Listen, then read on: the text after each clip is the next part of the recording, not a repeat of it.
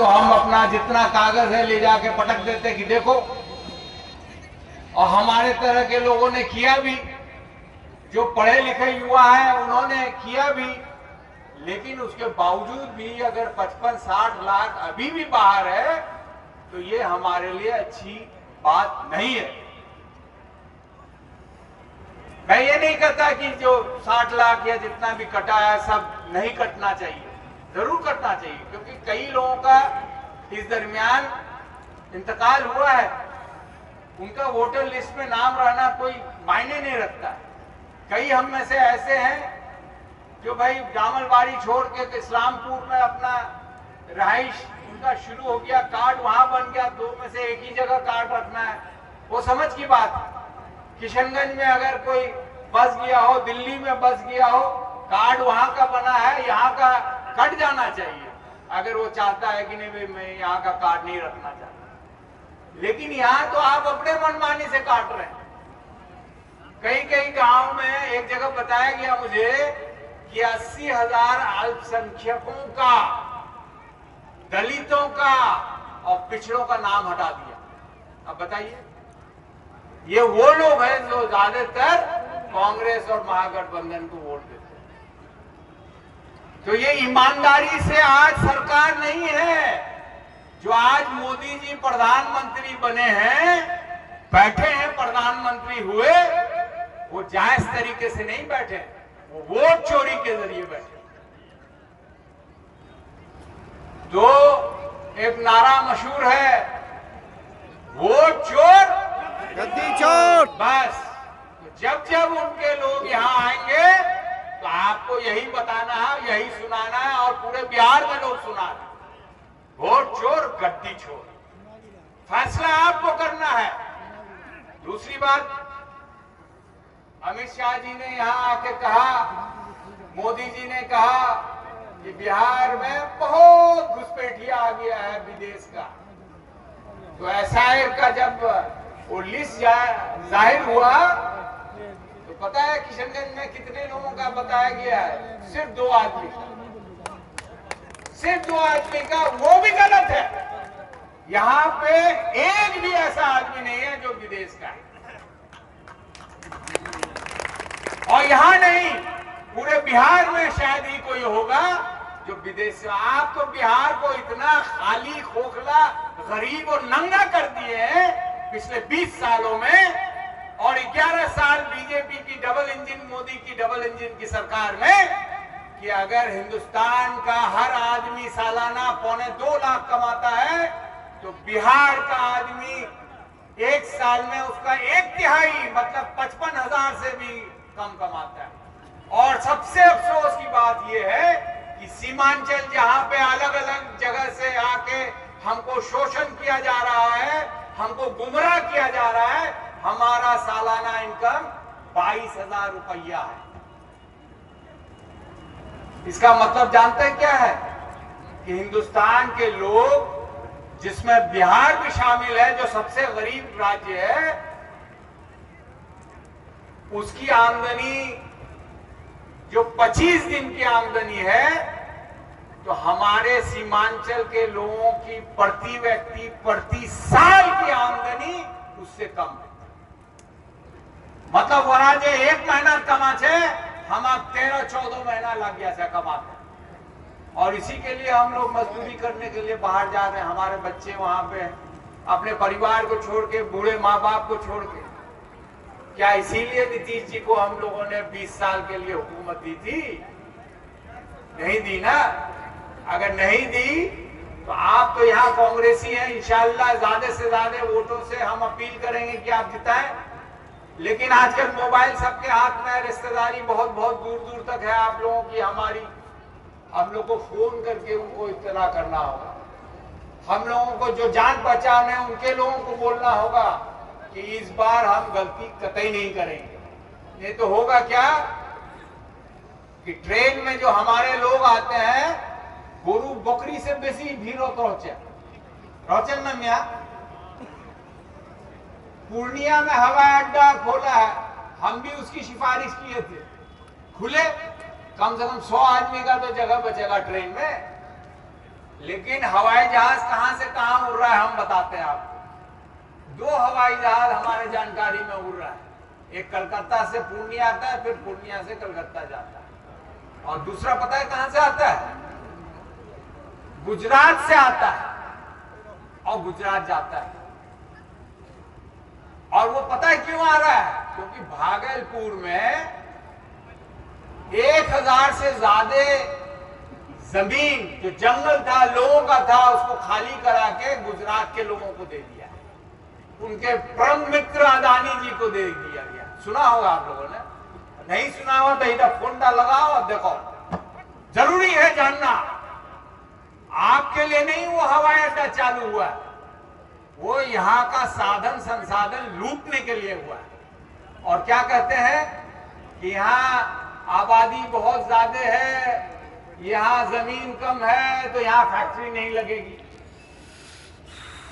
अब बताइए, इसका मतलब तो यही हुआ ना कि हम लोग मजदूर रहे हैं, मजदूर ही रह जाएंगे, हमारे यहां फैक्ट्री नहीं लग सकती।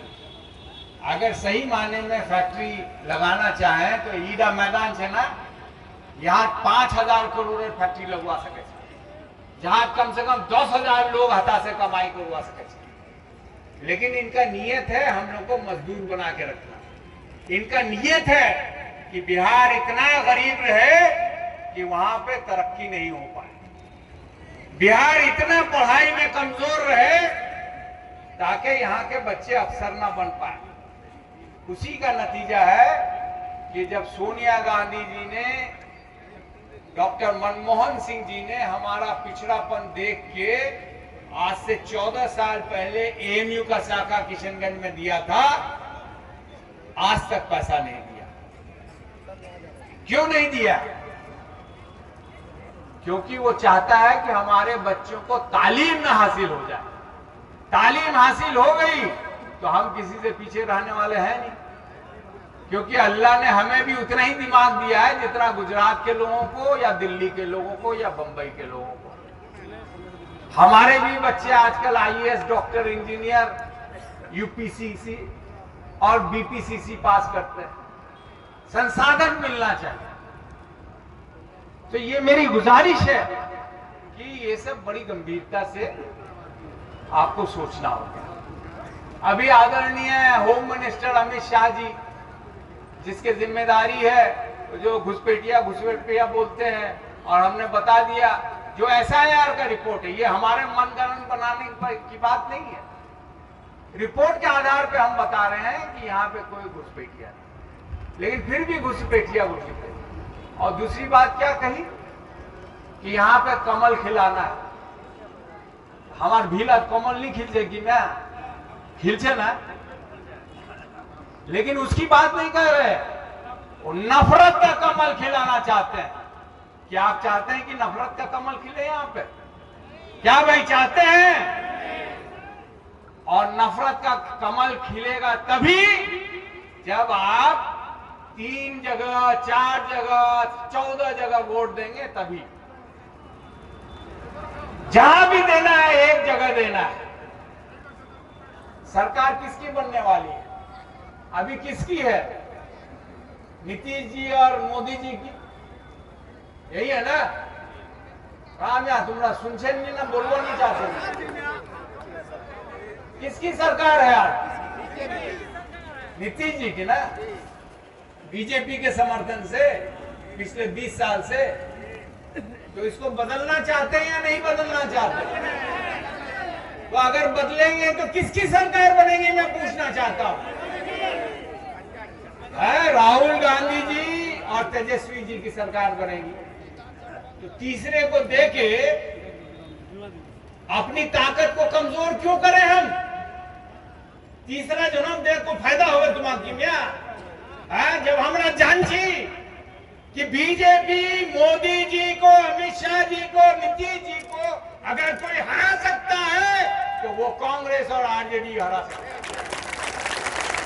अभी हेलीकॉप्टर ले हुए बनावे, अभी बहुत लच्छेदार गप करोगे, लेकिन लच्छेदार गप करने वाला और सच्चाई कहने वाले में बहुत अंतर है। अभी क्या कह रहा है कि मुसलमान डिप्टी चीफ मिनिस्टर कि बात क्यों नहीं करते? अरे भाई हम कांग्रेसी हैं, हमने तो बिहार में मुसलमान मुख्यमंत्री दिया, आप डिप्टी मुख्यमंत्री की बात करते हैं। अब्दुल गफूर साहब याद है कि नहीं है? लेकिन हमको उससे ज्यादा जरूरी है कि हमारा यहाँ पे एएमयू शाखा खुले, हमारे हर ब्लॉक में डिग्री कॉलेज खुले, हर ब्लॉक में टेक्निकल कॉलेज खुले, हमारे अस्पताल में डॉक्टर और नर्सेज रहे। हमारी जरूरत वो है। क्या भाई आप चाहेंगे कि रफीक साहब यहाँ के मुख्यमंत्री बन जाए, या जावेद साहब बन जाए, या हुदा साहब बन जाएंगे और हमारा कॉलेज और अस्पताल नहीं बने? क्या चाहेंगे आप? कॉलेज अस्पताल चाहेंगे ना भाई? हमको वो चाहिए, हमको फैक्ट्री चाहिए। इसी चीज के बारे में कुछ कहना चाहूंगा। अभी वक्फ बिल आप लोग सब लोग जानते हैं, हम शुक्रगुजार हैं कांग्रेस के कि उन्होंने उस कमेटी में रखा जिसपे बहस हुई, 6 महीना चला। वो 6 महीना में एक रात में सही से नहीं सो सका, क्योंकि जो हमारी जमीनें हैं, कब्रिस्तानें हैं, मस्जिद है, मदरसा है, दरगाह है, ये सब वो छीनना चाहते हैं और छीन रहे हैं। ऐसी बात नहीं कि नहीं छीना जा रहा है। आप पूछिए अपने दिल्ली के लोगों से, यूपी के लोगों से, और आपको जान के शर्म होगा, क्योंकि यहां भी बहुत लोग होंगे आप लोग जो गलती कर चुके हैं। कुछ लोगों ने जदयू को भी वोट दिया था। कोई ना कोई तो होबे नया आता ना, नहीं होबे तो उपस्थित होबे कोई। और नीतीश जी ने और नायडू जी ने क्या किया? आपके सीने में खंजर भोंका। जो गरीब मिस्कीनों के लिए हमारे बाप दादा जमीन देते हैं, वक्फ करते हैं, उस पे हम लाद दिया।